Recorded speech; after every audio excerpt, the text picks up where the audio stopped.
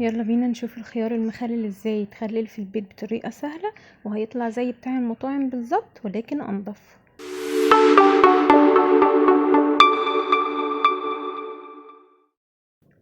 هتجيبي بقى اي علبة عندك تكوني منضفاها كويس جدا وكمان معقماها بمية سخنة، وبعد كده تبدأي ترصصي فيها الخيار زي ما هو كده. يعني الخيار كان طويل ما كانش جاي مقاس العلبة، فاضطريت ان انا اقسمه بالنص.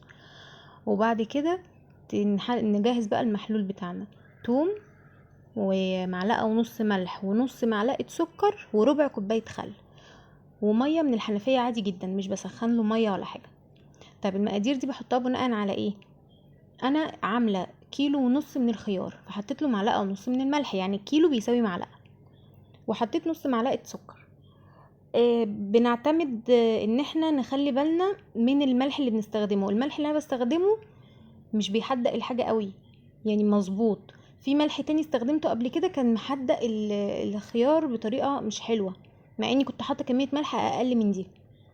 فكل واحدة بتبقى ايه ادرى بالحاجة اللي هي بتستخدمها.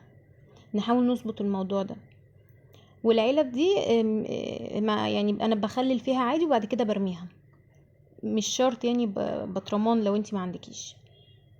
المهم بس ان المية تكون مالية العلبة كلها، تقفليها بقى كده وتحطيهم كده فوق بعض وتسيبيهم 3 ايام. ده لو الخيار ناشف وسليم وصابح انتي لسه جايباه، لكن لو طري بالكتير قوي يوم.